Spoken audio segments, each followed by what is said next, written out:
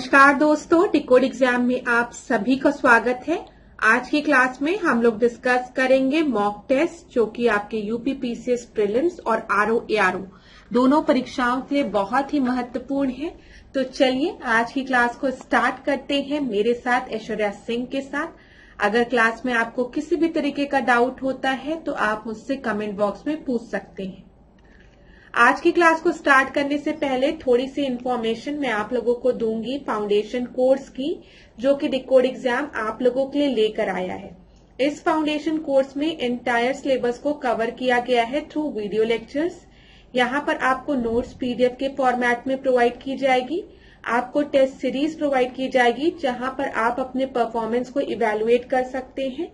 और अगर आपको किसी भी तरीके का डाउट होता है तो आप टेलीग्राम ग्रुप पे डिस्कस भी कर सकते हैं। क्लास इस कोर्स से रिलेटेड कोई भी इंफॉर्मेशन चाहिए तो नीचे व्हाट्सएप नंबर पर आप लोग कांटेक्ट कर सकते हैं। डिकोड एग्जाम आप लोगों के लिए समान हिंदी की पुस्तक भी लेकर आया है, जो कि आप घर बैठे ऑर्डर कर सकते हैं फ्लिपकार्ट या फिर अमेजोन पे, या फिर अगर आप चाहें तो इसको अपने नियरेस्ट बुक स्टोर्स पे जाकर खरीद भी सकते हैं। परीक्षा की दृष्टि से महत्वपूर्ण पुस्तक है, तो एक बार इसका अध्ययन आप लोग जरूर करें। चलिए आज की क्लास का हम पहला प्रश्न देखते हैं। उत्तर प्रदेश में कितने प्रशासनिक संभाग हैं? तो यहाँ पर आपको बताना है how many administrative divisions are there in Uttar Pradesh. कितने हैं? 17, 18, 19, 20। यहाँ पर आपका सही उत्तर क्या होगा? एक आसान सा प्रश्न है। यहाँ पर आपका जो सही उत्तर है वो है बी। उत्तर प्रदेश में अगर हम देखेंगे तो 18 एडमिनिस्ट्रेटिव डिविजन्स हैं, जो कि हम देख भी लेते हैं मैप में। यहाँ पर आप एक बार देख लीजिए, यहाँ पर आपको सहारनपुर दिख रहा है, सहारनपुर डिवीजन, फिर ये मुरादाबाद डिवीजन है, ये बरेली है, फिर चौथे नंबर पर आपका लखनऊ है, पांचवे पर देवी पाटन है, छठवे पर बस्ती, ये गोरखपुर है, ठीक है। फिर उसके बाद हम आठवें पर देखेंगे, ये मेरठ हो गया, ये नौवा आपका जो है वो अलीगढ़ डिवीजन हो गया, इधर 10 आगरा हो गया, ठीक है। 11वां जो है वो कानपुर है, 12वां ये फैजाबाद है, 13 जो है ये आपका ये आजमगढ़ डिवीजन है, फिर 14 झांसी है, 15 आपका जो है वो चित्रकूट है, फिर ये आपका इलाहाबाद डिवीजन, फिर यहाँ पर आपका 17 जो है वो वाराणसी डिवीजन हो गया और इधर मिर्जापुर डिवीजन हो गया। तो टोटल कितने एडमिनिस्ट्रेटिव डिवीजन है? टोटल 18 एडमिनिस्ट्रेटिव डिवीजन है। और पूछेगा कितने डिस्ट्रिक्ट है तो आप क्या बताएंगे? 75 डिस्ट्रिक्ट है। यहाँ पर आप लोग देख लीजिए, उत्तर प्रदेश में 18 प्रशासनिक संभाग शामिल है और इन 18 संभागों में कुल 75 जिले शामिल है, ठीक है। तो बी आपका सही उत्तर है। अब क्लास कुछ इंपॉर्टेंट पॉइंट को मैं रिवाइज करा देती हूँ आप लोगों को। जैसे जब भी हम यूपी के मैप को देखते हैं तो मैंने आपसे हमेशा कहा है कि देख लीजिए यूपी के बॉर्डर पर कौन कौन से स्टेट्स हैं आपके, और क्या यूपी अपनी बाउंड्री किसी कंट्री के साथ भी शेयर कर रही है। तो आपको पता है, हाँ, यहाँ पर अगर हम देखेंगे नेपाल के साथ उत्तर प्रदेश अपनी बाउंड्री शेयर करती है। तो नेपाल के साथ उत्तर प्रदेश का पीलीभीत, लखीमपुर खीरी, इधर बहराइच, इधर श्रावस्ती, बलरामपुर, सिद्धार्थनगर, महाराजगंज, ये कुछ ऐसे जिले हैं जो कि नेपाल के साथ अपनी बाउंड्री शेयर करते हैं। उत्तर प्रदेश के कुछ ऐसे डिस्ट्रिक्ट है। ये चीज क्लियर हो गया होगा। जो भी चीज बता रही हूँ क्लास बहुत इंपॉर्टेंट है, एक बार और रिपीट कर देती हूँ। इधर से चलेंगे तो पीलीभीत दिख रहा है, फिर लखीमपुर खीरी आपको दिख रहा है, इधर ये बहराइच जिला हो गया, श्रावस्ती हो गया, बलरामपुर, ठीक है, फिर सिद्धार्थनगर, महाराजगंज दिखा यहाँ पर, ठीक है।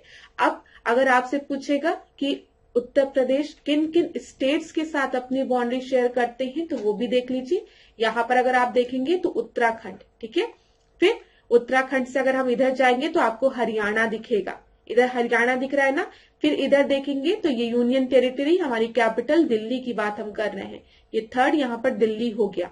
फिर राजस्थान हो गया, फिर मध्य प्रदेश आपका पूरा, इधर तो पूरा मध्य प्रदेश के साथ उत्तर प्रदेश अपनी बाउंड्री शेयर करता है। जो भी मैं रेड ड्रॉ कर रही हूँ देख लीजिए, ये पूरा मध्य प्रदेश हो गया।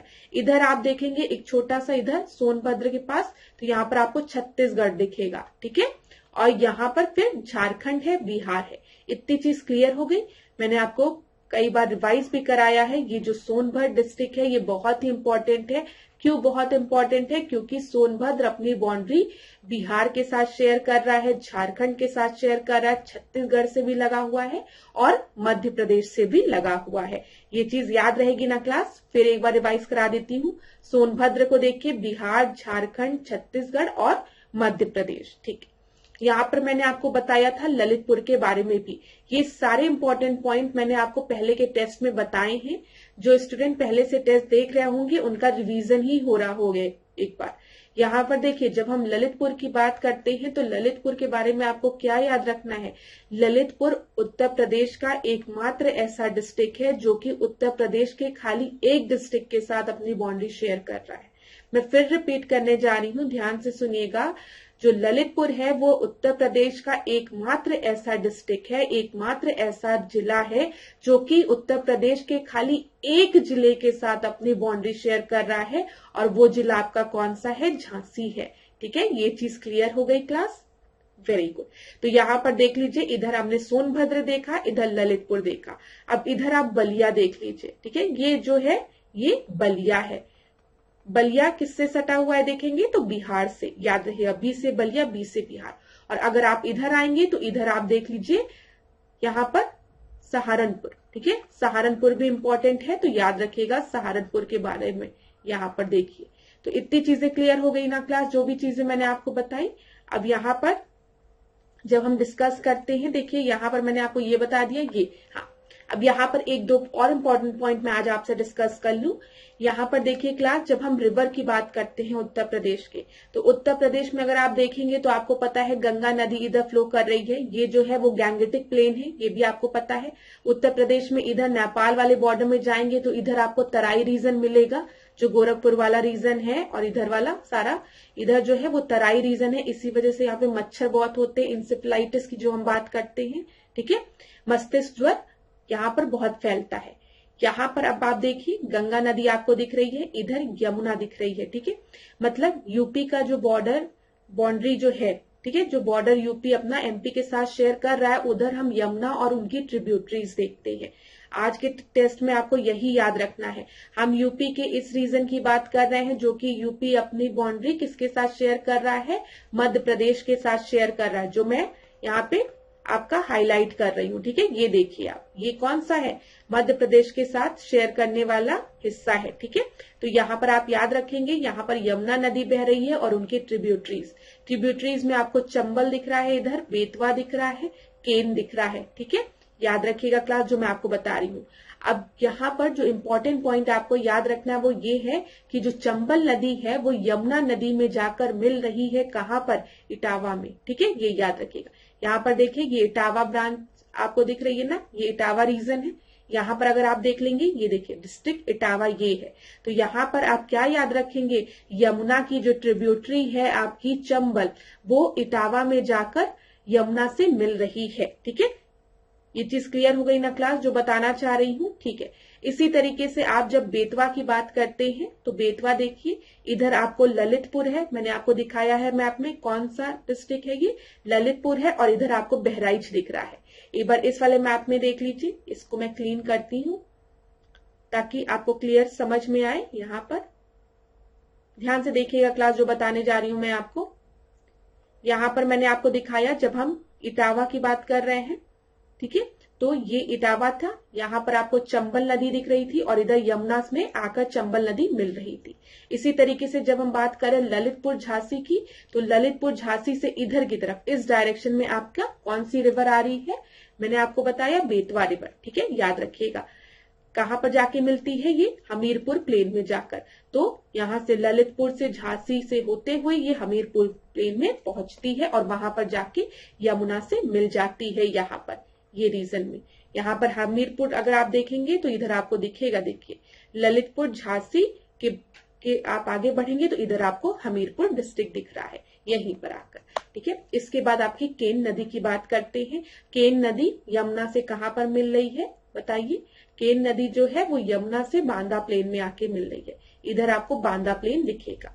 अब एक बार इसको और क्लीन करके आपको सब चीज ढंग से दिखा देती हूँ। तो आज की क्लास में आपको क्या याद रखना है, हमने यूपी के उस रीजन की बात की है जहां पर यूपी अपनी बाउंड्री मध्य प्रदेश के साथ शेयर कर रहा है, और मैंने आपको बताया है यहाँ पर जो मेजर रिवर है आपकी वो है यमुना। ठीक है, हमने गंगा नदी की कई बार आपसे बात की है, गैंगेटिक प्लेन की इधर वाले रीजन की, इसीलिए आज हम यहां से फोकस हटाकर इस पर यमुना नदी पर फोकस दे रहे हैं। ठीक है, यमुना की जो ट्रिब्यूटरीज है हम उनकी बात कर रहे हैं। मैंने आपको बताया ये चंबल नदी आ रही है, ठीक है, वो यमुना से आकर आपकी मिल रही है कहां पर, इटावा प्लेन में, इटावा डिस्ट्रिक्ट आपकी यहाँ पर है।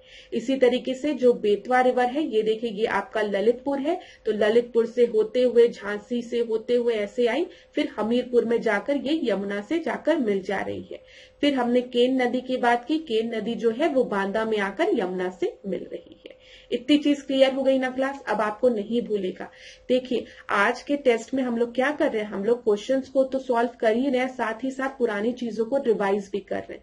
और मैंने इस चीज से रिलेटेड आपसे कई बार चीजें पूछी है कि क्या आप मुझे बताइए कि जब भी मैं रिवीजन कराती हूँ तो वो आपके लिए यूजफुल होता है कि नहीं। तो आप में से काफी स्टूडेंट ने कहा है कि मैम चीजों को रिवाइज कराया करिए। ठीक है, तो अगर आपको कहीं पे भी कोई भी प्रॉब्लम होती है तो मुझे बताइएगा। अब तो मुझे लग रहा है कि मैंने यूपी का मैप आपसे कई बार डिस्कस किया है, तो चीजें आपके दिमाग में अब फीड भी हो रही होंगी, आपको याद हो रहा होगा। मैंने आपसे कहा था कि टेस्ट रोज लगाते जाइए, रटने के पीछे मत पड़िए। हम इतनी बार चीजों को रिवाइज करेंगे कि आपको खुद ही कुछ समय बाद चीजें याद हो जाएगी। ठीक है, चलिए अब हम लोग अगले प्रश्न को देखते हैं, दूसरे प्रश्न को। बीटा विविधता की बात की गई है, बीटा डायवर्सिटी की बात की गई है, और डायरेक्ट प्रश्न है कि बीटा डायवर्सिटी मतलब होता क्या है।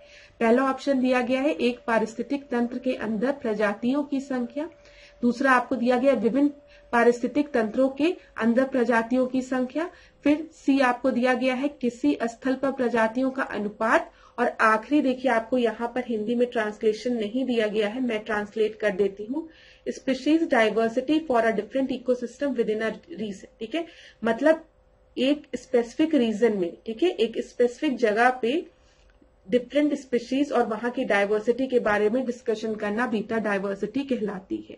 तो यहाँ पर आपका सही उत्तर क्या होगा ये मुझे बताइए। बताइए ए बी सी डी में से सही उत्तर क्या होगा। यहाँ पर हमने एक पारिस्थितिक तंत्र की बात की है, मतलब एक सिंगल इकोसिस्टम की बात की है। ठीक है, एक स्पेसिफिक इकोसिस्टम की बात की है, और वहां पर जो स्पीशीज हैं हम उनकी बात कर रहे हैं। दूसरा आपसे बोला गया है विभिन्न पारिस्थितिक तंत्र, मतलब हम डिफरेंट डिफरेंट इकोसिस्टम की बात कर रहे हैं, और इन तंत्रों के अंदर जो प्रजातियों की संख्या है, ठीक है, हम उनकी बात कर रहे हैं, डिफरेंट डिफरेंट इकोसिस्टम को ले रहे हैं। फिर तीसरा आपका दिया गया किसी स्थल पर प्रजातियों का अनुपात, कि एक स्पेसिफिक साइट के एक स्पेसिफिक स्थल ले रहे हैं और यहाँ पर हम प्रजातियों के अनुपात की बात कर रहे हैं, उनके प्रपोर्शन की बात कर रहे हैं। और आखिरी आपको दिया गया है कि हम डिफरेंट डिफरेंट इकोसिस्टम ले रहे हैं, और डिफरेंट डिफरेंट इकोसिस्टम में हम स्पीशीज और diversity for the different ecosystem एक स्पेसिफिक रीजन में ले रहे हैं। मतलब एक स्पेसिफिक रीजन हमने लिया, और यहाँ पर जो नदी है, पेड़ है, ठीक है, यहाँ पर आपका पहाड़ है, हम पूरे इकोसिस्टम को एक जगह कंसिडर कर रहे हैं। तो आपका यहाँ पर सही उत्तर क्या हो जाएगा क्लास ABCD में से। यहाँ पर आपका जो सही उत्तर है मैं आपको बता दूं बी है। ठीक है, बी आपका सही उत्तर है। अभी आपको समझ में आ जाएगा जब मैं एक्सप्लेन करूंगी। यहाँ पर देखिए क्लास, जब भी हम डाइवर्सिटी की बात करते हैं, समझिए, जब भी हम जैव विविधता की बात करते हैं तो डाइवर्सिटी को मेनली हम अल्फा डाइवर्सिटी, बीटा डाइवर्सिटी और गामा डाइवर्सिटी में डिफाइन करते हैं। अब अल्फा डाइवर्सिटी आप इस तरीके से समझिए, यहाँ पर एक फिगर मैं अगर लूं आप लोगों के लिए, देखिए जैसे ये फिगर है, इस फिगर को हम लेते हैं अल्फा डाइवर्सिटी आपको समझाने के लिए। यहाँ पर आपको लैंड दिख रहा है, जमीन दिख रही है, तो मैं कह सकती हूँ ये लैंड इकोसिस्टम है, बताइए। ठीक है, कह सकते हैं हम लोग ना। इसी तरीके से यहाँ पर वाटर है, तो इसको मैं क्या कह सकती हूँ, ये वाटर इकोसिस्टम है। ठीक है, आप कह सकते हैं ये जलीय पारितंत्र है। ठीक है, कहा जा सकता है ना। ठीक है, तो देखिए जब भी हम एक स्पेसिफिक इकोसिस्टम को ले रहे हैं, खाली हमने कहा कि मैं एक लैंड इकोसिस्टम को ही ले रही हूं, और हम इसी को अंडरस्टैंड कर रहे हैं कि यहाँ पे किस तरीके की जैव विविधता है, किस तरीके के आपके जीव जंतु पाए जा रहे हैं, तो वहां पर हम क्या कहेंगे, हम अल्फा डाइवर्सिटी की बात कर रहे हैं। ठीक है, अल्फा डाइवर्सिटी में हम एक स्पेसिफिक इकोसिस्टम को कंसिडर करते हैं, एक स्पेसिफिक पारितंत्र को देखते हैं और वहां पर जैव विविधता को देखते हैं, वहां पे जो स्पीशीज प्रेजेंट है। ठीक है, जब हम बीटा डायवर्सिटी की बात करते हैं तो वहां पर क्या होता है, वहां पर हम थोड़ा सा दायरे को और बढ़ाते हैं। वहां पर हम दो अलग अलग इकोसिस्टम ले रहे हैं। जैसे अब मैं कहूं कि जब बीटा डायवर्सिटी की बात करेंगे तो यहाँ पर मैं आपसे जलीय पारितंत्र भी ले रही हूँ, ठीक है, और यहाँ पर हम लैंड इकोसिस्टम भी ले रहे हैं, दो अलग अलग पारितंत्र ले रहे हैं, और यहाँ पर जो स्पीशीज हैं हम उनको भी कंसिडर कर रहे हैं। ठीक है, हम उनको देख रहे हैं, कंपेयर कर रहे हैं दो अलग अलग पारितंत्रों को। ठीक है, तो वो बीटा डायवर्सिटी हो जाएगी। अब जब गामा डायवर्सिटी की बात करते हैं तो हम इसी दायरे को और बढ़ा देते हैं। हमने कहा ये जो पूरा लैंडस्केप है, ठीक है, पूरा यहाँ पर आपके जंगल भी है, देखिए यहाँ पर आपका फॉरेस्ट इकोसिस्टम भी है। हमने जितने भी एक पूरे लैंडस्केप में जितने भी विभिन्न विभिन्न तरीके के पारितंत्र हैं हमने सबको कंसिडर कर लिया, तो वो आपका गामा डायवर्सिटी हो गया। तो ये चीज क्लियर हो गई क्लास, जो मैंने आपको बताया। ठीक है, तो यहाँ पर देख लीजिए अल्फा डायवर्सिटी या किसी क्षेत्र विशेष या पारिस्थितिक तंत्र के अंदर विविधता, क्षेत्र विशेष की बात की गई है यहाँ पर, ये याद रखिएगा। ठीक है, के अंदर विविधता को संदर्भित करता है। ठीक है, दूसरा देखिए बीटा डायवर्सिटी या पारिस्थितिक तंत्रों के बीच हमने क्या किया था, हमने जलीय पारितंत्र भी लिया था, एक्वेटिक इकोसिस्टम भी लिया था, साथ ही साथ हमने लैंड इकोसिस्टम भी लिया था और दोनों की तुलना की थी, तो वो आपका बीटा डायवर्सिटी हो गया था। गामा डायवर्सिटी की बात करेंगे तो हमने एक पूरा लैंडस्केप ले लिया, वहां पे जो जलीय तंत्र है या फिर आपका जो थल वाला है, जो लैंड मास है उसको भी, अगर कोई फॉरेस्ट है उसको भी सब कंसिडर करके देखा है। समग्र विविधता को जब हम कंपेयर करते हैं तो वो आपका गामा डायवर्सिटी हो गया। अब चीजें समझ में आ गई होगी, बहुत आसान भाषा में मैंने समझाने का प्रयास किया था। चलिए तीसरे प्रश्न को देखते हैं। जैविक घटकों का एक दूसरे तथा अनेक पर्यावरण के बीच अंतर संबंधों के वैज्ञानिक अध्ययन को कहा जाता है। क्या कहा जाता है बताइए। Specific study of relationship of living organism with each other and with their environment is called. अब मैंने आपको कितनी बार बताया है, जब भी हम इकोसिस्टम की बात करेंगे तो यहाँ पर हम दो घटक की बात करते हैं, टू कंपोनेंट्स की बात करते हैं ना, दो घटक की बात करते हैं। कौन कौन से घटक होते हैं आपके, जैविक घटक होते हैं जिनको कि हम बायोटिक कंपोनेंट कहते हैं, और दूसरा आपका क्या होता है अजैविक घटक जिसको कि हम अबायोटिक कंपोनेंट कहते हैं। और ये एक सिस्टम है, तो इन दोनों के बीच में इंटरेक्शन होगा। ठीक है, ये दोनों इंटरेक्ट करेंगी। जो आपके जानवर है वो पानी पिएंगे, ठीक है, जमीन पे सोएंगे, फिर उसके बाद खाना खाएंगे, फिर खाना खाएंगे तो कुछ बीज खाएंगे, बीज को वो करेंगे तो पेड़ निकलेगा। तो एक बायोटिक इंटरेक्शन, यहाँ पर हम एक इंटरेक्शन की बात करें बायोटिक कंपोनेंट और अबायोटिक कंपोनेंट में, ठीक है, तभी एक सिस्टम फॉर्म हो रहा है। सिस्टम में दोनों है, जैविक घटक और अजैविक घटक, और दोनों में एक इंटरेक्शन हो रहा है, तो वो इकोसिस्टम फॉर्म करता है। तो यहाँ पर जब भी हम ऑर्गेनिज्म की बात करते हैं विद देयर इन्वायरमेंट और इनके बीच में इंटरेक्शन, तो वो एक इकोसिस्टम फॉर्म करता है। और इसी को जब हम स्टडी करते हैं, इसी की इकोसिस्टम की जब हम स्टडी करते हैं तो उसको हम क्या कहते हैं, इकोलॉजी कहते हैं। तो यहाँ पर आपका सही उत्तर क्या हो जाएगा, सी आपका सही उत्तर हो जाएगा। ठीक है, ये चीज क्लियर हो गई ना क्लास, जो मैंने आपको बताया। चलिए आगे देखते हैं अगला प्रश्न। यहाँ पे ये मैंने आपसे डिस्कस किया था। चौथा प्रश्न देखते हैं। दो या उससे अधिक विविध पारिस्थितिक तंत्रों के मध्य संक्रमण क्षेत्र को क्या कहते हैं। ये मैंने आपसे कई बार डिस्कस किया, अब तो आप लोगों को एकदम याद हो गया होगा। यहाँ पर हमने एक जोन की बात की है जो कि दो इकोसिस्टम के बीच में है। ठीक है, तो इसको हम कहते हैं ABCD में से क्या, इकोटोन कहते हैं। सी आपका सही उत्तर है। यहाँ पर एक डायग्राम दिया गया है, इसके थ्रू मैं आपको बता देती हूँ। ये देखिए क्लास, ये क्या है, यहाँ पर आपका लैंड इकोसिस्टम है, वही जो हम लोग पारितंत्र की बात कर रहे हैं। ठीक है, और यहाँ पर आपका मतलब जमीन है, ये इधर आपका जलीय पारितंत्र है, एक्वेटिक इकोसिस्टम है। ठीक है, आप देख रहे हैं इधर जब हम इस साइड मूव करेंगे तो क्या है, जो जमीन है वो धीमे धीमे खत्म हो रही है ना, और इधर पानी का लेवल जो है इस साइड बढ़ रहा है। ठीक है, तो जहां जमीन खत्म हो रही है वहां पर पानी का जो लेवल है वो बढ़ रहा है, तो ये धीमे धीमे खत्म हो रही है ना, तो ये एक ट्रांजिशन जोन है ना। इसी ट्रांजिशन जोन को हम क्या कहते हैं, इसी ट्रांजिशन जोन को हम इकोटोन कहते हैं।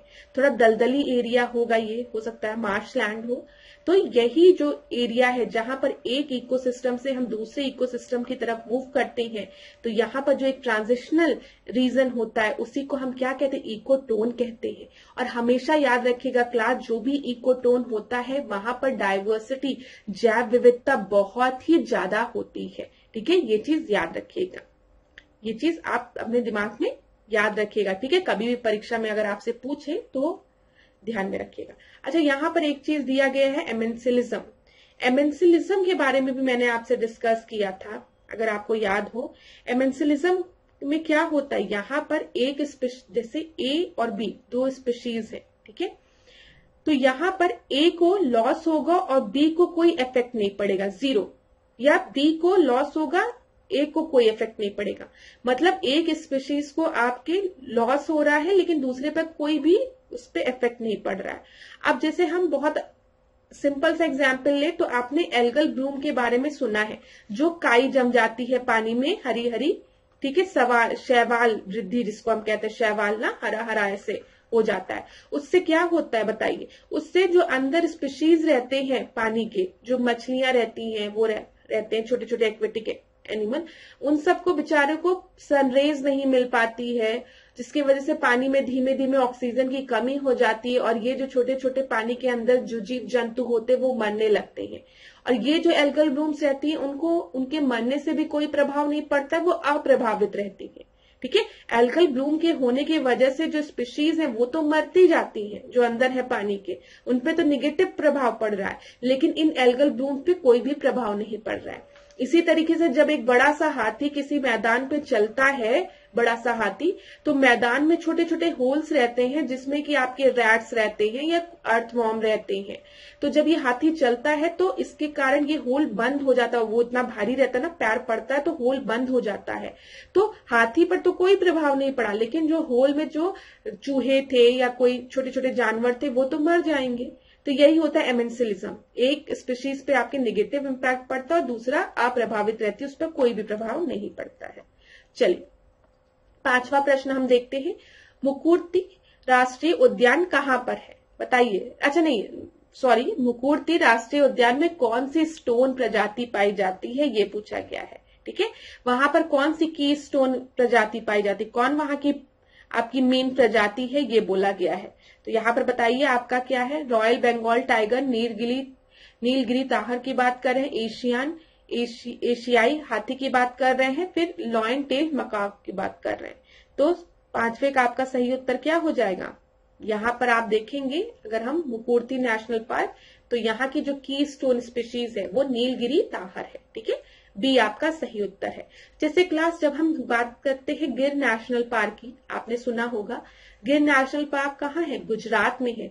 यहाँ पर अगर मैं आपका पूछूंगी कि यहाँ पर की स्टोन स्पीशी कौन है, तो आप बताएंगे एशियाटिक लॉयंस यहाँ पाए जाते हैं, बताइए पाए जाते हैं ना। तो इसी तरीके से यहाँ पर जब हम बात करें मुकुर्ती नेशनल पार्क की, तो यहाँ पर आपको नीलगिरी ताहर मिलेंगे। ठीक है, और ये कहाँ पर है, ये तमिलनाडु में है, याद रखिएगा। इतनी चीजें क्लियर हो गई। यहाँ पर देख लीजिए तमिलनाडु में आपके कौन कौन से नेशनल पार्क है, जल्दी से रिवाइज कर लीजिए ताकि ये भी आपके दिमाग में एक बार फीड हो जाए। सबसे पहले गोंडी दिख रहा है यहाँ पर नेशनल पार्क, देखिए दिखा, ठीक है।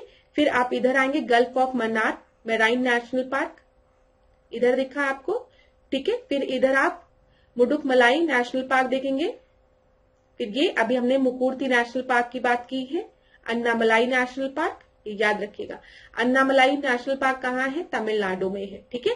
फिर मुकुर्ती नेशनल पार्क कहाँ है, तमिलनाडु में है। मुडुकमलाई नेशनल पार्क कहाँ है, तमिलनाडु में है। गोंडी नेशनल पार्क कहाँ है, तमिलनाडु में है।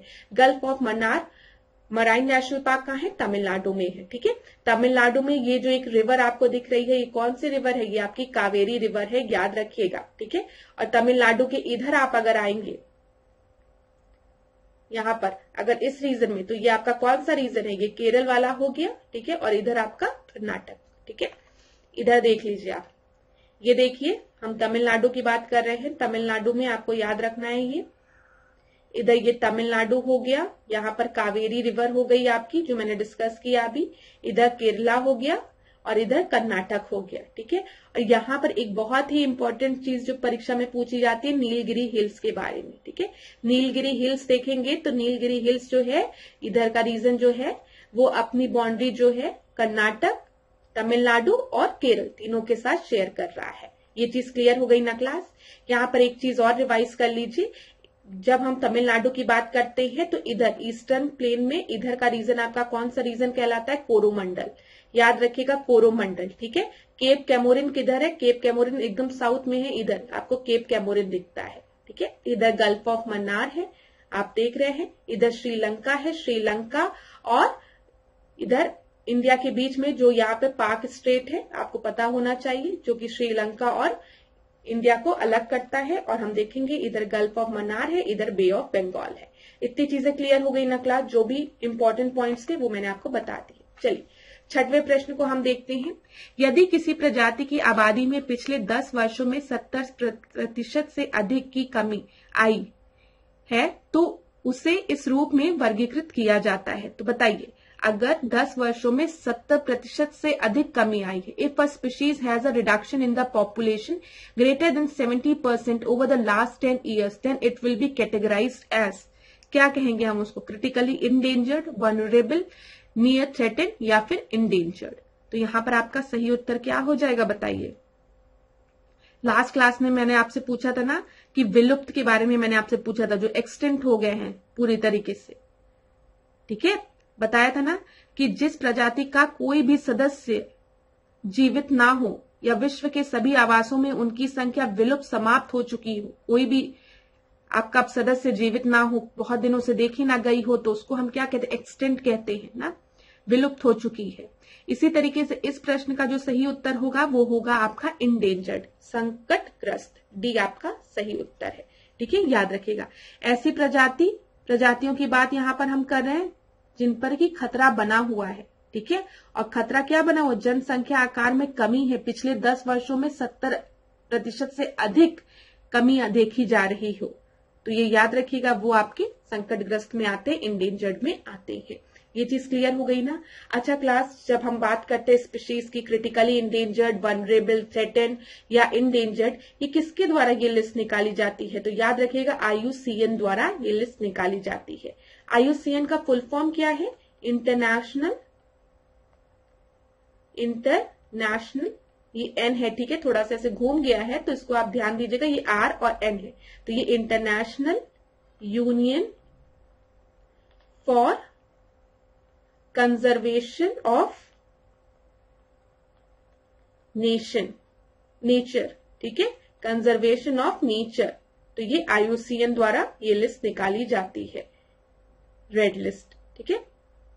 चलिए अगला हम देखते हैं प्रश्न, 7वां प्रश्न। निम्नलिखित में से कौन सा ओजोन क्षरण का परिणाम नहीं है, ओजोन डिप्लीशन की बात यहाँ पर की गई है। तो बताइए, नेत्र लेंस के कॉर्निया को क्षति, त्वचा कैंसर का विकास, जलवायु परिवर्तन या जैव रासायनिक चक्र का परिवर्तन। तो यहाँ पर आपका सही उत्तर क्या होगा, देखिए ओजोन डिप्लीशन की वजह से आंखों पर इफेक्ट पड़ेगा, ठीक है, यूवी रेस की वजह से, और यूवी रेस की वजह से, अल्ट्रावायलेट रेस की वजह से, पैराबैंगनी किरणों की वजह से हमारे स्किन पर भी इफेक्ट पड़ेगा। जो बायो जियोकेमिकल साइकिल है, जैव रासायनिक चक्र है, उस पर भी प्रभाव पड़ेगा, ठीक है। तो ये तीनों उसका रिजल्ट होगा। क्लाइमेट चेंज तो आपको पता है, क्लाइमेट चेंज की जब भी हम बात करते हैं तो यहाँ पर जो मेजर रोल प्ले करता है वो आपकी GHG है, ठीक है, ग्रीन हाउस गैसेस है, ठीक है। आपको पता है ना, ग्लोबल वार्मिंग की जब हम बात करते हैं, क्लाइमेट चेंज की बात करते हैं, तो यहाँ पर हम ग्रीन हाउस गैसेस की बात करते हैं। और ओजोन की जब भी हम बात करते हैं तो इससे रिलेटेड कौन सा प्रोटोकॉल है, जल्दी से बता दो, वो है मॉन्ट्रियल प्रोटोकॉल, ठीक है। और जब हम बात करते हैं क्लाइमेट चेंज की तो यहाँ पर हम क्योटो प्रोटोकॉल की बात करते हैं, पेरिस एग्रीमेंट की बात करते हैं। चलिए अगला हम देखते हैं 8वां प्रश्न। पापीकोंडा राष्ट्रीय उद्यान में से निम्नलिखित में से कौन सी नदी होकर बहती है। तो पापीकोंडा नेशनल पार्क की बात की गई है, वहां से कौन सी नदी होकर बहती है बताइए, महानदी, कावेरी, गोदावरी या फिर कृष्णा। अब मुझे सबसे पहले ये बताओ कि पापीकोंडा राष्ट्रीय उद्यान है कहाँ पर क्लास, तो बताओ। पापीकोंडा राष्ट्रीय उद्यान आंध्र प्रदेश में है, ठीक है, याद रखिएगा। तो यहाँ पर आप देखेंगे आंध्र प्रदेश और तेलंगाना में पापीकोंडा राष्ट्रीय उद्यान आपका फैला हुआ है। तो यहाँ पर जो नदी बहती है वो आपकी कौन सी होगी, वो आपकी है गोदावरी नदी। ठीक है, सी आपका सही उत्तर है।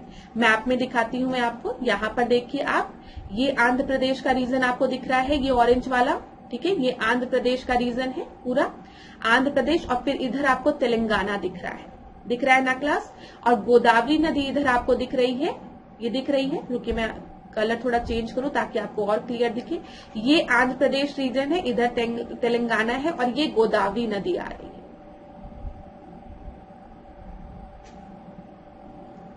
ये आपकी गोदावरी नदी इधर की तरफ आ रही है। ठीक है, और अगर आप देखेंगे पापीकोंडा नेशनल पार्क कहाँ है, तो पापीकोंडा नेशनल पार्क गोदावरी नदी के पास है। ठीक है, अब आंध्र प्रदेश में और कौन कौन से नेशनल पार्क है जल्दी से देख लो। एक पापीकोंडा है, एक राजीव गांधी नेशनल पार्क है, और श्री वेंकटेश्वर नेशनल पार्क है। ये भी आप याद रखिएगा। इतनी चीजें क्लियर हो गई ना क्लास। चलिए अगला प्रश्न हम देखेंगे। डिब्रू सिखोवा राष्ट्रीय उद्यान स्थित है, ये तो डायरेक्ट प्रश्न है ना। डिब्रू सिखोवा राष्ट्रीय उद्यान कहाँ पर है, हिमाचल प्रदेश में है, सिक्किम में है, कि असम में है, कि तमिलनाडु में है?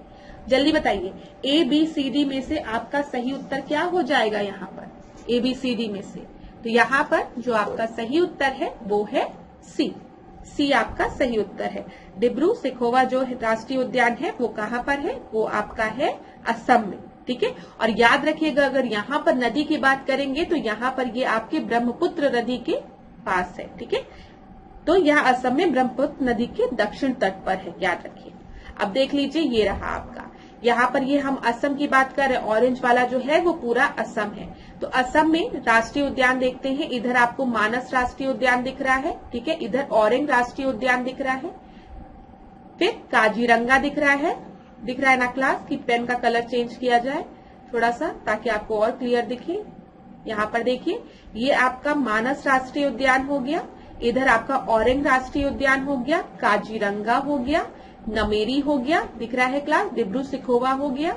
ठीक है, यहाँ पे तो यहाँ पर देख लीजिए क्लास, और फिर ये आपका दिहिंग पटकई नेशनल पार्क हो गया। तो ये आपका यहाँ पर कौन सी नदी है, यहाँ पर ब्रह्मपुत्र नदी है, ये भी याद रखिएगा। और नेशनल पार्क के नाम भी याद रखिएगा क्योंकि परीक्षा में पूछा है कि औरंग नेशनल पार्क कहाँ है, मानस नेशनल पार्क कहाँ है, काजीरंगा कहाँ है। काजीरंगा की बात करते हैं तो यहाँ पे वन ऑन राइनासोरस याद रखिएगा। ठीक है, एक सींग वाला गैंडा। चलिए 10वें प्रश्न को हम देखते हैं। निम्नलिखित तत्वों में से हरी धातु किसे कहा जाता है? ग्रीन मेटल हम किसे कहते हैं बताइए? आयरन को, गोल्ड को, मरकरी को, या फिर एल्यूमिनियम को? बताइए, एल्यूमिनियम को कहते हैं कि मरकरी को कहते हैं, गोल्ड को कहते हैं कि आयरन को कहते हैं? तो यहाँ पर आपका जो सही उत्तर है वो है डी। ठीक है, एल्यूमिनियम को हम ग्रीन मेटल के नाम से जानते हैं।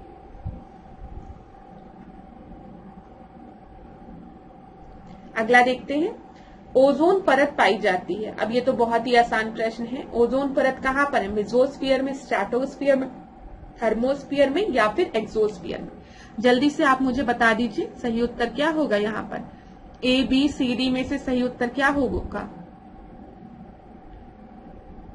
तो यहाँ पर आपका जो सही उत्तर है वो है मेसोस्फीयर, नहीं स्ट्रेटोस्फीयर। ठीक है, बी आपका सही उत्तर है। आपको पता है ट्रोपोस्फीयर के ऊपर आपका कौन सा वो होता है? ट्रोपोस के बाद स्ट्रेटोस्फीयर होता है, समताप मंडल होता है जिसमें कि ओजोन लेयर आपकी रहती है। ठीक है, तो ये चीज याद रखिएगा क्लास। ओजोन लेयर जो है वो हमें किन रेस से प्रोटेक्ट करती है? वो हमें प्रोटेक्ट करती है यूवी रेस से, अल्ट्रावायलेट रेस से, ये भी आपको पता है। ठीक है, अच्छा यहाँ पर मैंने आपको बता दिया। सबसे पहले कुछ इंपॉर्टेंट पॉइंट्स हम डिस्कस कर लेते हैं ओजोन लेयर के बारे में। सबसे पहले आपने बता दिया कि ये समताप मंडल में है, स्ट्रेटोस्फीयर में है। मैंने कहा वेरी गुड, आप सभी को पता है, बहुत ही आसान है। मैंने आपसे पूछा किन रेस से हमें प्रोटेक्ट करती हैं, तो आपने बताया यूवी रेस से, पैराबैग्निक किरणों से। ठीक है, फिर मैंने आपसे पूछा कि ये बताओ ओजोन लेयर को हम किस यूनिट में मेजर करते हैं, तो आप बताएंगे डॉप्सन में। ठीक है, ये भी परीक्षा में पूछा गया है। फिर आप मुझे ये बताइए कि यहाँ पर हम किन प्रोटोकॉल की बात करते हैं? हम यहाँ पे मॉन्ट्रियल प्रोटोकॉल की बात करते हैं। याद रखिएगा। और मॉन्ट्रियल प्रोटोकॉल की जब हम बात करते हैं तो यहाँ पर आपको पता है ओजोन डिप्लीटिंग सब्सटेंस की बात हम करते हैं। और मॉन्ट्रियल प्रोटोकॉल के साथ ही साथ आपको एक और प्रोटोकॉल याद रखना है, वो कौन सा है, वो वियना कन्वेंशन है। ठीक है, वियना प्रोटोकॉल याद रखिएगा, ये भी याद रखिएगा। क्यों वियना कन्वेंशन आप याद रखेंगे, यहाँ पर याद रखिए क्लास, जो वियना कन्वेंशन था वो 1985 में हुआ था, जहां पे हमने ओजोन लेयर के प्रोटेक्शन की बात की थी। और वियना कन्वेंशन के थ्रू ही आपका मॉन्ट्रियल प्रोटोकॉल 1987 में आपका आया। तो याद रखिएगा ये चीज, दोनों का जो पर्पस था वियना कन्वेंशन में के ही थ्रू आपका कौन सा प्रोटोकॉल आया, आपका मॉन्ट्रियल प्रोटोकॉल आया। तो 1985 में पहले वियना कन्वेंशन होता है, फिर 1987 में आपका क्या आता है, मॉन्ट्रियल प्रोटोकॉल आता है। ये चीज याद रखिएगा, कभी भी कंफ्यूज मत होइएगा। दोनों में हम किसकी बात कर रहे हैं, हम ओजोन डिप्लीटिंग सब्सटेंस की बात कर रहे हैं, ओजोन लेयर को प्रोटेक्ट करने की ही बात कर रहे हैं। परीक्षा में कभी आपको अगर बोल दिया कि कौन पहले आया कौन बाद में, तो पहले वियना कन्वेंशन हुआ था, उसी के बाद आपका मॉन्ट्रियल प्रोटोकॉल आया था। ये चीज याद रखिएगा। चलिए, इतनी चीजें क्लियर हो गई, और तो मुझे कुछ आपको बताना नहीं है, नहीं बस हो गया। चलिए अगला हम देखते हैं, यहाँ पर अगला प्रश्न 12वां प्रश्न। 12वां प्रश्न देखिए क्लास क्या है, निम्नलिखित में से कौन वन्यजीव अपराध संयोजन मामले का अंतर्राष्ट्रीय संघ के साझेदार है। ठीक है, कौन है साझेदार बोला गया, तो यहाँ पर बताइए, इंटरपोल, विश्व बैंक, वन्यजीव और वनस्पतियों की संकटापन्न प्रजातियों के अंतर्गत अंतर्राष्ट्रीय व्यापार समझौता, मतलब साइट्स की बात की गई है, convention on international trade in endangered species of wild flora and fauna. ठीक है, यहाँ पे विंड लिखा है, इसको वाइल्ड करें, वाइल्ड फ्लोरा एंड फौना। और आखिरी आपको दिया गया अंतर्राष्ट्रीय के संरक्षण हेतु विश्वव्यापी कोष, मतलब WWF, world wild fund for nature की बात की गई है। तो यहाँ पर आपका सही उत्तर क्या हो जाएगा, जल्दी से बताइए। कौन कौन पार्टनर है ICCWC के, ये पूछा गया है, डायरेक्ट प्रश्न है। ICCWC के पार्टनर कौन कौन से हैं, तो यहाँ पर आप याद रखिएगा, इंटरपोल है, विश्व बैंक है, ठीक है, विश्व बैंक है, और यहाँ पर आपका साइट्स है। तो ABC आपका सही उत्तर है। उत्तर क्या हो जाएगा, A, मतलब ABC मतलब 1 2 3 आपका सही है, और उत्तर आपका A हो जाएगा। चलिए अगला हम देखते हैं, क्वेश्चन समझ में आया ना क्लास। यहाँ पर पूछा गया है कि ICCWC के पार्टनर्स कौन कौन हैं। तो यहाँ पर इनके जो पार्टनर्स हैं वो आपके कौन हैं, वो आपके साइट्स हैं, ठीक है, इंटरपोल है, और कौन है, वर्ल्ड बैंक है।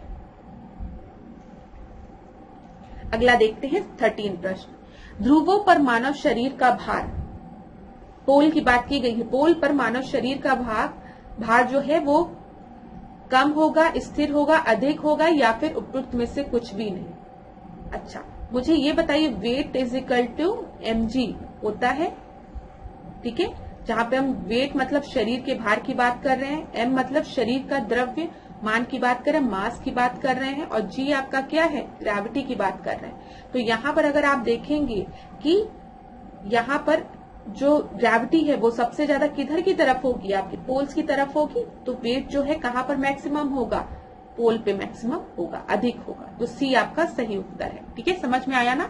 देख लीजिए यहाँ पर देखिए, W is equal to mg, W शरीर का भार है, m शरीर का द्रव्यमान है, और G गुरुत्वाकर्षण के कारण तत्वण है। ठीक है, क्योंकि हम जानते हैं पृथ्वी पर गुरुत्वाकर्षण के कारण तत्वण समान नहीं होता, क्योंकि यह अक्षांश पर निर्भर है।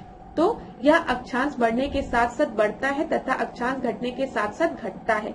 अब जैसे ही हम जानते हैं कि पृथ्वी की सतह पर भूमध्य रेखा पर अक्षांश न्यूनतम है 0 डिग्री है, और ध्रुवों पर अधिकतम है, तो इसी वजह से जो वेट है वो आपका सबसे ज्यादा कहाँ पर होगा, ध्रुवों पर होगा, पोल पे होगा। समझ में आ गया होगा। 14 प्रश्न को हम देखते हैं, मानव शरीर में सबसे बड़ी ग्रंथि कौन सी है। ये तो मैंने आपसे कई बार डिस्कस किया है, तो बता दीजिए मानव शरीर में सबसे बड़ी ग्रंथि आपकी कौन सी है, एड्रिनल ग्लैंड है, लिवर है, पेनक्रियाज है, या फिर किडनी है। तो यहाँ पर आपका सही उत्तर जो है वो क्या है, लिवर है। ठीक है, बी आपका सही उत्तर है। अच्छा, जब भी हम लिवर की बात करते हैं ना, तो यहाँ पर आप एक चीज याद रखिएगा, परीक्षा में अक्सर पूछा जाता है कि जो बाइल जूस होता है बाइल जूस जो होता है वो कहाँ प्रोड्यूस होता है? तो बाइल जूस जो है वो लिवर में प्रोड्यूस होता है, याद रखिएगा। और बाइल जूस स्टोर कहाँ पर होता है? बाइल जूस जो है वो गॉल ब्लैडर में स्टोर होता है, ये भी याद रखिएगा, ठीक है। अच्छा, बाइल जूस का यूज क्या है? तो ये जो फैट होते हैं उनका इमल्सिफिकेशन करता है स्मॉल स्मॉल फैट मॉलिक्यूल में, ताकि वो डाइजेस्ट हो जाए, ठीक है। ये चीज याद रखिएगा, जो फैट्स होते हैं उनको उनके डाइजेशन में बाइल जूस का यूज होता है। इतनी चीजें क्लियर हो गई। चलिए आगे बढ़ते हैं। 15 प्रश्न पे देखते हैं। परमाणु नाभिकी में शामिल होते हैं क्या क्या? एटॉमिक न्यूक्लियस में क्या क्या होते हैं? इलेक्ट्रॉन प्रोटॉन होते हैं, प्रोटॉन न्यूट्रॉन होते हैं, न्यूट्रॉन होते हैं, या फिर न्यूट्रॉन और इलेक्ट्रॉन होते हैं? तो जल्दी से बता दीजिए मुझे क्या होते हैं। प्रोटॉन और न्यूट्रॉन होते हैं, ठीक है। तो यहाँ पर आपका सही उत्तर बी हो गया। अगला प्रश्न हम देखते हैं 16 प्रश्न। परमाणु रिएक्टरों में मंदक मॉडरेटर की बात की गई है, के संदर्भ में निम्नलिखित कथनों पर विचार कीजिए, ठीक है। जो मंदक होते हैं उनका क्या कार्य है? मॉडरेटर न्यूट्रॉन की गति को मंद करने में मदद करते हैं। दूसरा है ग्रेफाइट और भारी जल आमतौर पर उपयोग होने वाले मंदक है। यहाँ पर आपका सही उत्तर क्या हो जाएगा? बताइए। जो मॉडरेटर्स होते हैं वो परमाणु रिएक्टर में प्रयुक्त होने वाली सामग्री है जो विखंडन प्रक्रिया में उत्पन्न न्यूट्रॉन की गति को मंद करते हैं, ठीक है। तो इसीलिए हम कह सकते हैं कि मॉडरेटर न्यूट्रॉन की गति को मंद करने में मदद करते हैं, स्लो डाउन करने में। ये बिल्कुल सही है, ठीक है। और यहाँ पर जब हम बात करते हैं उदाहरण की, तो ग्रेफाइट हो गया, हैवी वाटर हो गया, ठीक है, और आपका बेरिलियम हो गया, इन सबको हम मॉडरेटर के तरीके से यूज करते हैं। तो दोनों ही स्टेटमेंट जो है वो बिल्कुल सही है। सही उत्तर क्या होगा? सी आपका सही उत्तर होगा। आगे देखते हैं 17 प्रश्न। उत्परिवर्तन का सिद्धांत, थ्योरी ऑफ म्यूटेशन की बात की गई है। तो बताइए, थ्योरी ऑफ म्यूटेशन किसके द्वारा दिया गया? ये डायरेक्ट प्रश्न है क्लास, लेकिन आपकी परीक्षा में पूछ लिए जाते हैं। और ये ऐसे प्रश्न होते हैं या तो जो आपको परीक्षा में आते हैं या तो नहीं आते, दोनों में से एक ही कंडीशन रहती है। आते होंगे तो सही कर दोगे, नहीं आते होंगे तो फिर गलत हो जाएगा। तो यहां पर बताइए किसके द्वारा दिया गया? एबीसीडी में से कार्ल्स द्वारा, ग्रेगर द्वारा, या ह्यूगो डी ब्रिग्स द्वारा, या लेमार्क द्वारा? तो यहां पर क्या आपका है? तो यहां पर आपका सही उत्तर जो है वो ह्यूगो द्वारा दिया गया है। सी आपका सही उत्तर है। अगला देखते हैं 18 प्रश्न। अतिचालकता लागू होती है, सुपर कंडक्टिविटी की बात की गई है। सुपर कंडक्टिविटी आपकी लागू होती है चुंबकीय प्रतिध्वनि इमेजिंग में, एमआरआई में, मतलब मैग्नेटिक रेजोनेंस इमेजिंग की बात की गई है, इमेजिंग की बात की गई है। एमआरआई कराते हैं ना लोग, उसी की बात की गई है, ठीक है। फिर यहाँ पे मैग्लेव ट्रेनों में, कम खपत वाली विद्युत लाइनों में, या फिर उपयुक्त सभी में सुपर कंडक्टिविटी की बात की गई है। ये फिनोमिना का यूज कहाँ कहाँ किया गया है, ये पूछा गया है आपसे। बताइए क्या सही है यहाँ पर?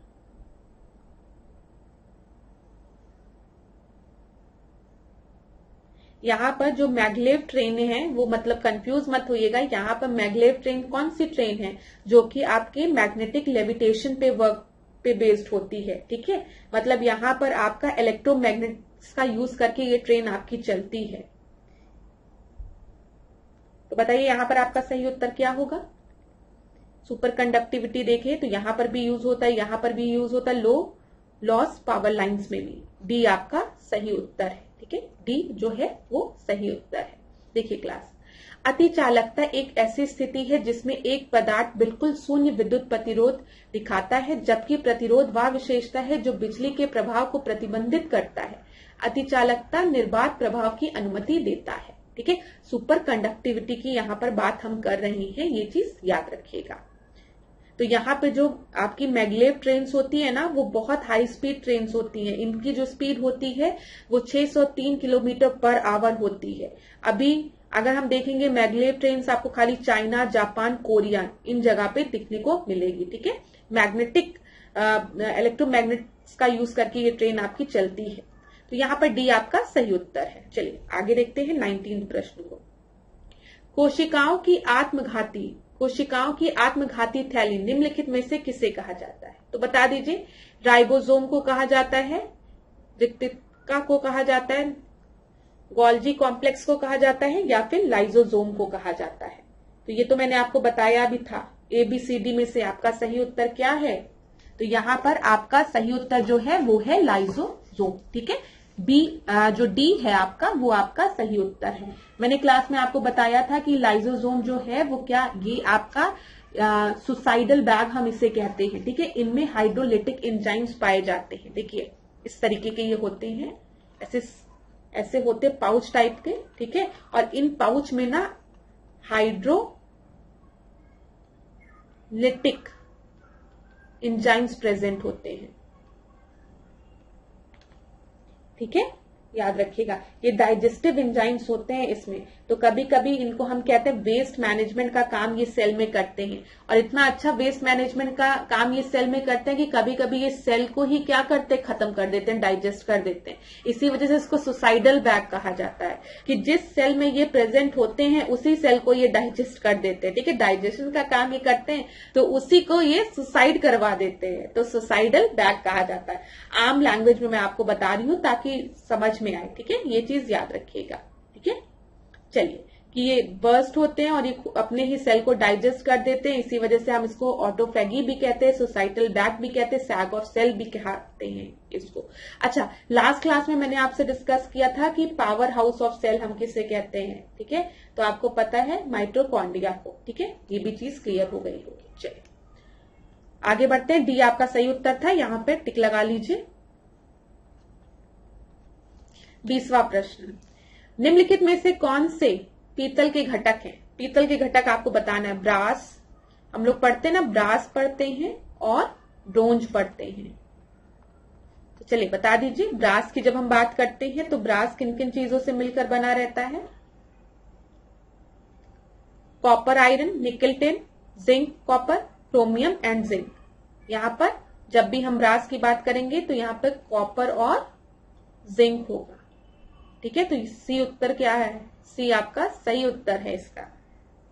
सी सही उत्तर है ना क्लास? ठीक है, और मुझे बताइए, जब हम ब्रोंज की बात करेंगे तो ब्रोंज किसका किसका एलॉय है? यहां पर आपका किसका किसका होता है ब्रोंज? ये आपका कॉपर और टिन का होता है, कॉपर और टिन का। ठीक है, याद रखिएगा। टिन को पी भी लिखते हैं शायद उसमें। तो इतनी चीज क्लियर हो गई ना क्लास? अच्छा, टिन को क्या लिखते हैं? SN लिखते हैं, देख लीजिएगा। ठीक है, ये हो गया ना। तो कॉपर और जिंक ब्रास और कॉपर और टिन ब्रोंज, यहाँ पे SN। ठीक है, सी आपका सही उत्तर हो गया। अगला हम देखते हैं 21वां प्रश्न। 21वें प्रश्न को देखिए, अंतरिक्ष में दूरियां मापने के लिए प्रयुक्त इकाइयों में से कौन सी सबसे बड़ी है? तो बताइए, सबसे बड़ी इकाई की बात यहां पर की गई है। यहां पर डिस्टेंस मेजरमेंट की बात की गई है। ठीक है, हम समझ रहे हैं, यहाँ पे डिस्टेंस को मेजर करने की बात की गई है, लेकिन सबसे बड़ी इकाई कौन सी है? किलोमीटर है, एस्ट्रोनॉमिकल यूनिट है, लाइट ईयर है, या फिर पार्सेक है? तो बता दीजिए यहाँ पर आपका सही उत्तर क्या हो जाएगा ABCD में से? यहाँ पर आपका जो सही उत्तर है वो है ए आपका सही उत्तर है। ठीक है, याद रखिएगा। चलिए, यहां पर क्लास अगर आप देख लीजिए, यहां पर पार्सेक की अगर हम बात करेंगे तो जो पार्सेक है यह लगभग 3.26 प्रकाश वर्ष के बराबर होता है। ठीक है, 3.26 लाइट ईयर के बराबर होता है, ये चीज याद रखिएगा। तो सबसे बड़ी यूनिट तो पार्सेक है आपकी। चलिए 22वां प्रश्न हम देखते हैं। रक्त के संदर्भ में निम्नलिखित कथनों पर विचार कीजिए। तो चलिए बताइए, ब्लड के संबंध में आपको बताना है, या तरल और ठोस पदार्थों से बना होता है रक्त। फिर उसके बाद आपको बोला गया है कौन सा सही नहीं है क्लास, ये ध्यान दीजिएगा। दूसरा दिया गया है आपको कि ये आधे से अधिक जो रक्त होता है वो प्लाज्मा होता है। फिर दिया गया है जो श्वेत रक्त होता है, जो श्वेत रक्त कोशिकाएं बाहरी घाव या कटने के कारण रक्त का थक्का जमने में मदद करती है। और आखिरी आपको दिया गया रक्त 4 प्रकार का होता है। तो अब बताइए कि सही उत्तर आपका क्या है। ए बी सी डी में से सही उत्तर क्या होगा क्लास यहां पर?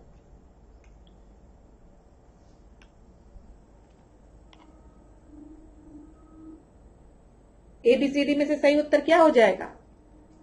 यहां पे आपसे पूछा गया कि कौन सा सही नहीं है, ध्यान दीजिएगा, कौन सा सही नहीं है, तो सी आपका सही नहीं है। अब हम इसको एक बार डिस्कस करते हैं। देखिए, जब भी हम ब्लड की बात करते हैं क्लास, अब ये चीज याद रखिएगा, ब्लड जो है वो आपका लिक्विड कनेक्टिंग टिश्यू है, ये एक तरीके का टिश्यू है, ठीक है, लिक्विड कनेक्टिंग टिश्यू है। रक्त को एक संयोजी उत्तक माना जाता है, यहां पे लिखा है ना, संयोजी उत्तक माना जाता है, ये एक लिक्विड कनेक्टिंग टिश्यू है। अब ब्लड के कंपोनेंट की अगर हम बात करेंगे तो आप इसको ऐसे समझिए, थोड़ा सा मैं समझाने के प्रयास करती हूं आप लोगों को, जो मतलब साइंस साइड के होंगे उनको तो समझ में बहुत आसानी से आ गया होगा। तो यहां पर देखिए नॉन सेलुलर पार्ट होते हैं इसमें, एकदम आम भाषा में मैं आपको समझाने का प्रयास करूंगी, और दूसरा आपका होता है सेलुलर पार्ट, ठीक है। मेनली हम दो हिस्सों में डिवाइड करते हैं, सेलुलर पार्ट और नॉन सेलुलर पार्ट। जो नॉन सेलुलर पार्ट होता है ये आपका ब्लड प्लाज्मा होता है, ब्लड प्लाज्मा होता है, ठीक है। यहां पर देखिए प्रश्न में क्या पूछा था आपका, over half of the blood is plasma, ठीक है, दिया है ना दूसरा वाला जो पॉइंट दिया है, over half of the blood is plasma, आधे से अधिक रक्त प्लाज्मा है। तो ये जो मैंने ब्लड की बात की है, ब्लड को मेनली हम दो कंपोनेंट्स में डिवाइड करते हैं, एक नॉन सेलुलर पार्ट में और एक सेलुलर पार्ट में। नॉन सेलुलर पार्ट आपका मोर देन 55% ब्लड का कंपोनेंट होता है, जो कि ब्लड प्लाज्मा होता है। ये चीज क्लियर हो गई। ब्लड प्लाज्मा की बात करेंगे अगर हम क्लास, तो ये एक लाइट येलो कलर का लिक्विड होता है, लाइट येलो कलर का,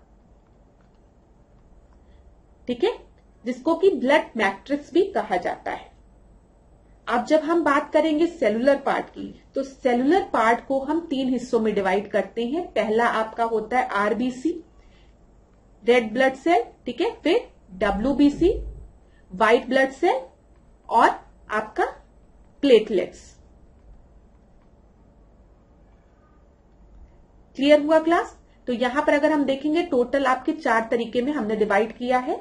वैसे अगर मेजरली हम डिवाइड करेंगे तो non cellular part, cellular part. Non cellular part आपका ब्लड प्लाज्मा होता है, जो कि लाइट येलो कलर का लिक्विड होता है, जिसको कि हम ब्लड मैट्रिक्स कहते हैं, ठीक है, ये चीज याद रखिएगा। और मेनली जो बॉडी में आपके ट्रांसपोर्टेशन ऑफ कार्बन डाइऑक्साइड के लिए ब्लड प्लाज्मा आपका रिस्पॉन्सिबल होता है। सेलुलर पार्ट की बात करेंगे तो आरबीसी, डब्ल्यूबीसी और प्लेटलेट्स। और आपको पता है डब्ल्यूबीसी जो है वो इम्यूनिटी प्रोवाइड करता है, ये पता है ना, बॉडी को इम्यूनिटी सिस्टम किससे मिलता है, डब्ल्यूबीसी से मिलता है, ठीक है। और जब हम आरबीसी की बात करते हैं तो यहां पर हम किसकी बात करते हैं, हीमोग्लोबिन की बात करते हैं। ये सब चीजें आपको पता है ना, हीमोग्लोबिन, यहां पर हीमोग्लोबिन एक पिगमेंट आपका प्रेजेंट होता है जो कि रेड कलर का होता है, जिसके वजह से आरबीसी आपका रेड कलर का होता है, और ये ऑक्सीजन को ट्रांसफर करता है from the lung to the other tissue WBC में। और प्लेटलेट्स तो आपको पता है, जब डेंगू होता है तो सबसे पहले प्लेटलेट्स घटना शुरू होता है, ठीक है। और प्लेटलेट्स आपके बोन मैरो में बनते हैं, ये आपके माइन्यूट ओवल शेप्ड के न्यूट्रिएंट सेल्स होते हैं, ठीक है। चलिए इतनी चीजें क्लियर हुई ना, थोड़ा सा समझ में आया होगा। चलिए 23rd देखते हैं। वो मैंने आपको इसलिए बताया ना क्योंकि यहां पर देखिए रक्त 4 प्रकार के होते हैं, यहां पर अब रक्त 4 प्रकार के होते हैं। ये कैसे आपको पता है, आप उसकी बात करते हैं ना, कौन सा ग्रुप है आपका बताइए, ए ग्रुप है, बी ग्रुप है, ए बी है या ओ ए है, हम कहते हैं ना। तो हम इस तरीके से रक्त को 4 टाइप्स में कहते हैं ना, ओ ग्रुप है, ओ पॉजिटिव हो, क्या है तुम लोगों का ब्लड ग्रुप, बी पॉजिटिव हो या ए बी हो, उसी की बात की गई है। श्वेत रक्त कोशिकाएं बाहरी घाव या कटने के कारण रक्त का थक्का जमने में मदद करती नहीं। जो ये होती है ना, जो श्वेत रंग की जो डब्ल्यूबीसी होती है, ये आपको इम्यूनिटी प्रतिरोधक क्षमता, ठीक है, प्रोवाइड करती है। आधे से ज्यादा रक्त आपका प्लाज्मा का बना होता है, ये क्लियर हो गया, या तरल और ठोस पदार्थ से बना होता है, ये भी क्लियर हो गया। ठीक है, समझ में आ गया ना क्लास। चलिए आगे बढ़ते हैं, 23rd प्रश्न को देखते हैं। निम्नलिखित में से किसे मार्श गैस के रूप में जाना जाता है? तो बताइए, मार्श गैस के रूप में हम किसे जानते हैं? हाइड्रोजन सल्फाइड को, ब्यूटेन को, ठीक है, फॉस्फीन को, या फिर मीथेन को? तो एबीसीडी में से जो आपका सही उत्तर है वो है डी। डी जो है वो आपका सही उत्तर है। ठीक है, याद रखिएगा। अगला प्रश्न हम देखते हैं, 24। निम्नलिखित में से कौन सा उद्देश्य जिसके लिए रेक्टिफायर का उपयोग किया जाता है? मतलब बोला गया रेक्टिफायर का पर्पस क्या है। रेक्टिफायर जो है वो इलेक्ट्रिकल एनर्जी को मैकेनिकल एनर्जी में कन्वर्ट करती है, मतलब विद्युत ऊर्जा को यांत्रिक ऊर्जा में कन्वर्ट करती है, एसी करंट को डीसी करंट में कन्वर्ट करती है, या फिर लाइट को इलेक्ट्रिकल एनर्जी में कन्वर्ट करती है, या फिर केमिकल एनर्जी को इलेक्ट्रिकल एनर्जी में कन्वर्ट करती है। तो आपको बताना है कि रेक्टिफायर का यूज क्या है। तो याद रखिएगा, जो रेक्टिफायर्स होते हैं ना, वो एसी अल्टरनेटिंग करंट को, जो अल्टरनेटिंग करंट होते हैं उनको डीसी डायरेक्ट करंट में कन्वर्ट करते हैं। यही रेक्टिफायर का यूज होता है। बी आपका सही उत्तर है। ठीक है, अगला हम देखते हैं, 25वां। किस वैज्ञानिक ने पता लगाया कि विद्युत धाराएं चुंबकीय क्षेत्र का निर्माण करती हैं? तो किसने ये पता लगाया था, बताइए? एबीसीडी में से हंस क्रिश्चियन ने, माइकल फेराडे ने, निकोला टेस्ला ने, या फिर थॉमस एडिसन ने? तो यहां पर आपका सही उत्तर क्या हो जाएगा? तो यहां पर आपका जो सही उत्तर है वो है हंस क्रिश्चियन ने ये डिस्कवर किया था कि electric current create the magnetic field. A आपका सही उत्तर है। ठीक है, अगला हम देखते हैं, 26वां प्रश्न। निम्नलिखित में से कौन सी तरंग विशेषता समय की व्युत्क्रमानुपाती होती है?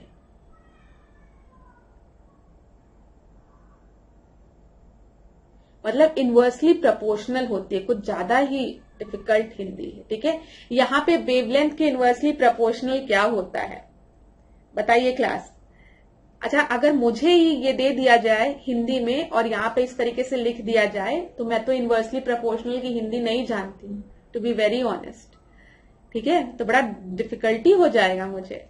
तो यहाँ पर याद रखिएगा, जब भी हम वेवलेंथ की बात करते हैं तो वेवलेंथ किसके इनवर्सली प्रोपोर्शनल होता है? ये मैंने आपसे डिस्कस किया, फ्रीक्वेंसी के। ठीक है, इनवर्सली प्रोपोर्शनल होता है। डी आपका सही उत्तर है, मतलब जिसकी जितनी ज्यादा वेवलेंथ होगी उसकी फ्रीक्वेंसी उतनी ही कम होगी। ठीक है, अगला हम देखते हैं, 27वां प्रश्न।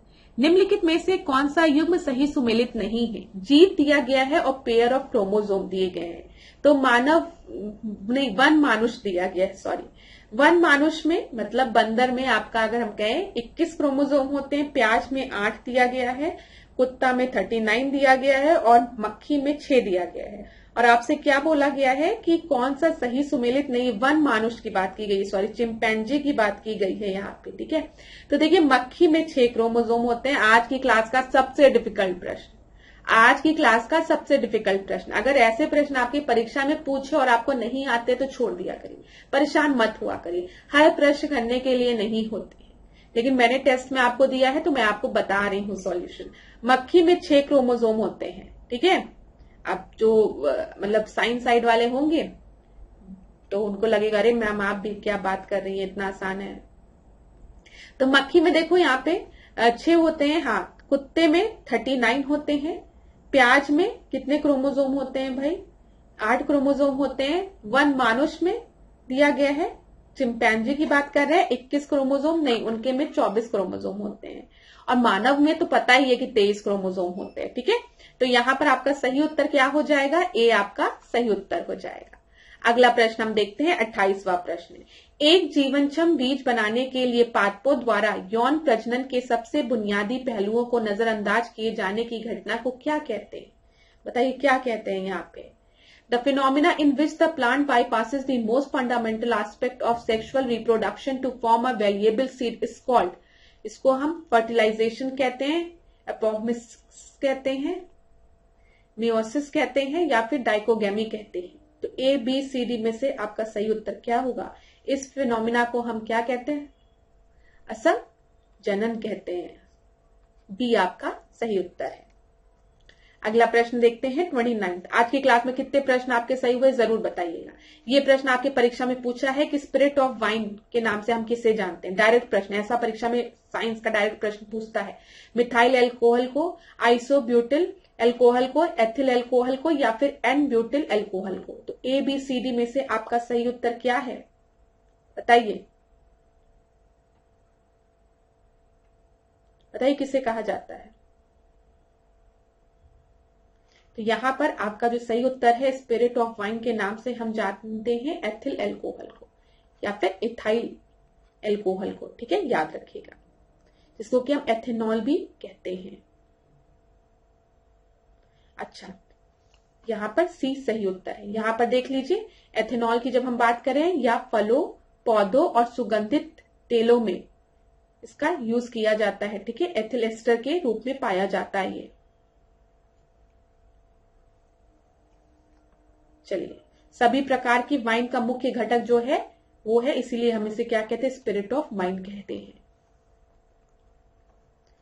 30वां प्रश्न, उत्तर प्रदेश में चकबंदी योजना निम्नलिखित में से किस वर्ष में शुरू की गई थी। तो बता दीजिए कब शुरू की गई थी। 1947, 1950, 1954, 1961। चकबंदी योजना की बात की गई है तो ये आपकी शुरू की गई थी 1954 में। सी आपका सही उत्तर है। देख लीजिए, स्वतंत्रता के बाद चकबंदी योजना वर्ष 1954 में एक प्रयोग के रूप में उत्तर प्रदेश के मुजफ्फरनगर जिले की कैराना तहसील और सुल्तानगंज जिले की मुसाफिरखाना तहसील में शुरू की गई थी। अगला देखते हैं 31। यहाँ पर वेलफेयर स्कीम दी गई है और ये वेलफेयर स्कीम मतलब कल्याणकारी योजना आपकी कब लॉन्च हुई वो आपको बताना है। परीक्षा में ऐसे भी प्रश्न आपके बन जाते हैं, आपने देखा होगा। तो चलिए देखते हैं, अंबेडकर समग्र ग्रामीण विकास योजना ये कब आई है। रानी लक्ष्मीबाई पेंशन योजना, राष्ट्रीय ग्रामीण स्वास्थ्य मिशन, पंचायत मित्र योजना। तो यहां पर अंबेडकर समग्र ग्रामीण विकास योजना 2007 में आई। ए का फर्स्ट आपका एक ही जगह दिया है तो डी के चांसेस ज्यादा है सही होने के। रानी लक्ष्मीबाई पेंशन योजना अगर हम देखेंगे तो ये 2012 में, ठीक है, चौथा हो गया। फिर उसके बाद आपका क्या दिया गया है, राष्ट्रीय ग्रामीण स्वास्थ्य योजना। राष्ट्रीय ग्रामीण स्वास्थ्य योजना ये 2005 में, तो 2 हो गया और 3 हो गया। डी आपका सही उत्तर है। अगला प्रश्न हम देखेंगे 32।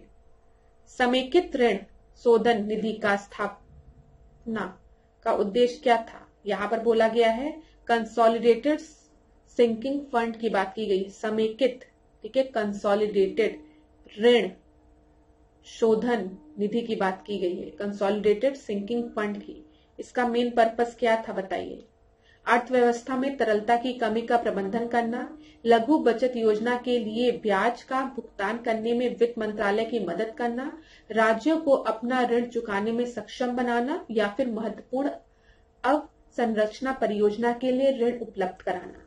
तो कंसोलिडेटेड सिंकिंग फंड का मेन पर्पस क्या था, manage the liquidity shortage in the economy, help the finance ministry to pay the interest for the small saving scheme, enable the state to repay their debt and increase the credit availability for the crucial infrastructure project। तो ABCD में से आपका सही उत्तर क्या होगा। तो याद रखिएगा, कंसोलिडेटेड सिंकिंग फंड जो था इसको एस्टैब्लिश किया था हमारे सेंट्रल बैंक ने, RBI ने, और किस पर्पस से, राज्यों को अपना ऋण चुकाने में सक्षम बनाने के लिए, enable the state to repay their debt. ठीक है, ये चीज याद रखिएगा। चलिए 33rd प्रश्न देखते हैं। यहाँ पर योजनाओं के संदर्भ में निम्नलिखित कथनों पर कौन सा कथन आपका सही है पूछा गया है। तो केंद्र प्रायोजित योजनाओं को केंद्र सरकार द्वारा 100% वित्त पोषित किया जाता है, जबकि राज्य केवल कार्यान्वित एजेंसी के रूप में कार्य करता है। यहाँ पर बोला गया है सेंट्रली स्पॉन्सर्ड स्कीम जो होती है, याद रखिएगा, सेंट्रली स्पॉन्सर्ड स्कीम जो होती है उसमें 100% जो फंड है वो सेंटर प्रोवाइड करता है, यूनियन गवर्नमेंट प्रोवाइड करता है। जो स्टेट है वो खाली इम्प्लीमेंटिंग एजेंसी की तरह काम करती है, क्रियान्वयन का काम करती है। दूसरा आपको दिया गया है central sector scheme. Central sector scheme जो होता है उसमें कुछ स्पेसिफिक परसेंट फंड का आपका सेंटर प्रोवाइड करता है और कुछ परसेंट जो है वो आपका स्टेट प्रोवाइड करता है। तो इसमें से पूछा गया कौन सा सही है। अब क्लास देखिए, ये बहुत ही आसान सा प्रश्न है, लेकिन बहुत से स्टूडेंट्स को नहीं पता होगा। जब भी हम स्कीम पढ़ते हैं तो दो तरीके की स्कीम होती है, एक सेंट्रल सेक्टर स्कीम होती है, ठीक है, सेक्टर स्कीम यहाँ पे, और एक आपका होता है सेंट्रली स्पॉन्सर्ड स्कीम। अब आपको समझ में आ रहा होगा, जब हम किसी चीज को स्पॉन्सर करते हैं तो वहां पे कुछ चीजों को कंट्रीब्यूट करते हैं। यहाँ पे देखिए, जब भी सेंट्रल सेक्टर स्कीम की बात करते हैं तो यहाँ पर सेंटर जो है वो 100% फंड प्रोवाइड करता है, मतलब पूरी तरीके से यहाँ पर जो खर्चा है वो सेंटर उठाता है, ठीक है। स्टेट खाली इम्प्लीमेंटिंग एजेंसी की तरह काम करती है, ठीक है। सेंट्रल सेक्टर स्कीम में ये चीज याद रखिएगा, इम्प्लीमेंट करती है, पूरा खर्चा 100% फंड जो है वो सेंटर प्रोवाइड करता है। सेंट्रली स्पॉन्सर्ड स्कीम में ना हम एक परसेंट तैयार कर लेते हैं, जैसे अगर हम कहें कि 60-40, मतलब सेंटर जो है वो 60% फंड देगा और स्टेट जो है वो 40% फंड देगा। नॉर्थ ईस्टर्न स्टेट के लिए 90% जो है वो सेंटर देगा और 10% जो है वो स्टेट फंड देगा। ये चीज क्लियर हो गई ना। तो दो तरीके की स्कीम होती है। सेंट्रल सेक्टर स्कीम जो होती है, यहाँ पर पूरी तरीके से फंड सेक्टर प्रोवाइड करता है, सेंटर प्रोवाइड करता है सेंटर, और स्टेट जो होती है वो खाली इम्प्लीमेंटिंग एजेंसी की तरह काम करती है। सेंट्रली स्पॉन्सर्ड स्कीम में एक परसेंटेज डिसाइड हो जाता है सेंटर और स्टेट के बीच में, उतना उतना उनका कॉन्ट्रीब्यूशन होता है। तो यहाँ पर जो आपको दिया गया है इंटरचेंज कर दिया गया है, इस वजह से आपका सही उत्तर क्या हो जाएगा, डी आपका सही उत्तर हो जाएगा, क्योंकि अदला बदली कर दी गई थी। चलिए 34th आपका देखते हैं। एक कंपनी के ट्रांस फैट फ्री लोगों को प्रदर्शित करने हेतु प्रति 100 ग्राम ट्रांस फैट की कितनी मात्रा की अनुमति दी जाती है, तो बताइए। 0.2, 0.5, 0.7, 0.9 ग्राम। यहां पर आपका सही उत्तर जो है वो है 0.2, ठीक है। अगला देखते हैं 35वां प्रश्न, आज की क्लास का आखिरी प्रश्न। केंद्र और राज्यों के बीच करों का वितरण जाता है, ठीक है, distribution of taxes between the centre and the state किसके द्वारा किया जाता है? पार्लियामेंट द्वारा, फाइनेंस कमीशन द्वारा, नीति आयोग द्वारा, या फिर मिनिस्ट्री ऑफ फाइनेंस द्वारा। तो आपको पता है, जब भी हम फाइनेंस कमीशन की बात करते हैं हम अनुच्छेद 280 की बात करते हैं, और फाइनेंस कमीशन का जो एक बहुत बड़ा रोल है वो यही है, जो वित्त है उसका वो वितरण करता है केंद्र और राज्यों के बीच में। यहाँ पर जो टैक्सेस हैं उनका भी वो वितरण क्या करता है, सेंटर और स्टेट के बीच में डिस्ट्रीब्यूशन करता है। तो यहाँ पर आपका सही उत्तर क्या हो जाएगा, बी आपका सही उत्तर हो जाएगा। तो thank you so much class. आज के टेस्ट में आपके कितने प्रश्न सही हुए कमेंट बॉक्स में बताइएगा। चीजें रिवाइज हो रही है अच्छे से कि नहीं हो रही है, ये भी कमेंट बॉक्स में बताइएगा, ठीक है। और खूब पढ़िए, खूब आगे बढ़िए। अब 1 अगस्त से आपके लिए एक नई क्लासेस स्टार्ट होने वाली है, उनको जरूर देखिएगा। वहां पर आपका बहुत अच्छा रिवीजन कराया जाएगा, ठीक है। तो उन क्लासेस को मिस मत करिएगा। फ्री कोर्स है तो उसको एक बार जरूर देखिएगा क्लास, बहुत हेल्पफुल क्लासेस हैं वो सब। और मॉक टेस्ट को भी जरूर देखते रहिएगा। अब कल से आपका जो मॉक टेस्ट है वो मॉर्निंग में अपलोड होगा, तो आप लोग मॉर्निंग में देखिएगा। तो thank you so much class, morning में 10 बजे। तो अब आज के सेशन को यहीं पे हम एंड करेंगे। Thank you so much. कोई भी दिक्कत होती है तो कमेंट बॉक्स में बताइए, ठीक है। इंग्लिश हिंदी में कोई दिक्कत होती है कमेंट बॉक्स में बताइए, वॉइस में कोई दिक्कत होती है कमेंट बॉक्स में बताइए। आपका रिवीजन होना चाहिए, पढ़ाई अच्छे से चलती रहनी चाहिए, उसके साथ कोई भी बेईमानी नहीं होनी चाहिए, ठीक है। तो पढ़ाई खूब अच्छे से करिए और अपने पे विश्वास रखिए और खूब पढ़िए, परिश्रम करिए, सफलता आपको जरूर मिलेगी। और अंत में जाते जाते कहूंगी, खूब पढ़िए, खूब आगे बढ़िए, और इसी तरीके से मेरे साथ ऐश्वर्या सिंह के साथ डिकोड एग्जाम के साथ बने रहिए। आपका दिन खूब अच्छा जाए, आपका दिन मंगलमय हो।